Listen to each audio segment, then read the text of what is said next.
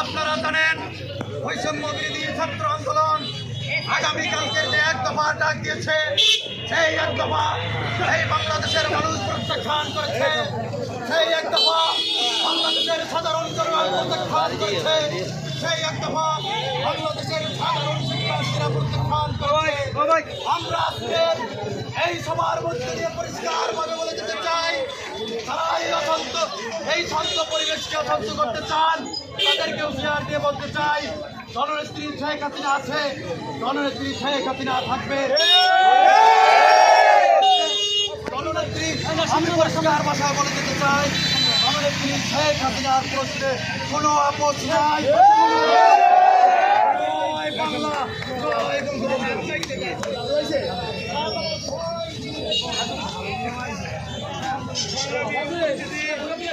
আপনারা জানেন এই দীর্ঘ কয়েকদিন ধরে এই কোটা সংস্কারের নামে বৈষম্য ছাত্র আন্দোলনের কিছু সাধারণ শিক্ষার্থী একটা দাবি নিয়ে ঢাকা রাজপথে আন্দোলন করেছে। সেখানে সাধারণ ছাত্র ছিল, কিন্তু আমরা দেখেছি ইদানিং কয়েকদিন ধরে সাধারণ ছাত্রদের মাথায় ভর করে জামাত শিবির বিএনপির ওই সন্ত্রাসী গুন্ডারা ঢাকা সহ সারা বাংলাদেশে আগুন সন্ত্রাসের আবার রাজনীতি শুরু করেছে। তারা 9টা দাবি দিয়েছে। এই মুহূর্তে বাংলাদেশ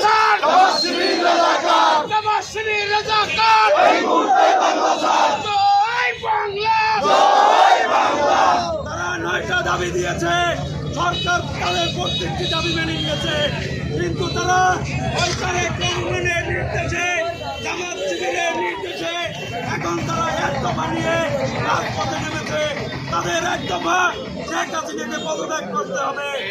আমরা বলতে চাই, এই পাথরঘাটা উপজেলা ছাত্রলীগ, পৌর ছাত্রলীগ, কলেজ ছাত্রলীগ সহ সাধারণ শিক্ষার্থী যারা আছে, তারা সবাই বলতে চাই, কোনো এক দফা মানা হবে না। দফা একটাই, সংসদে থাকবে।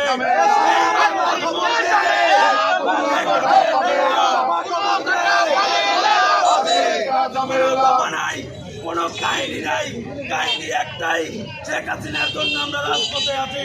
রাজপথে প্রয়োজন হলে আমরা জীবন দেব।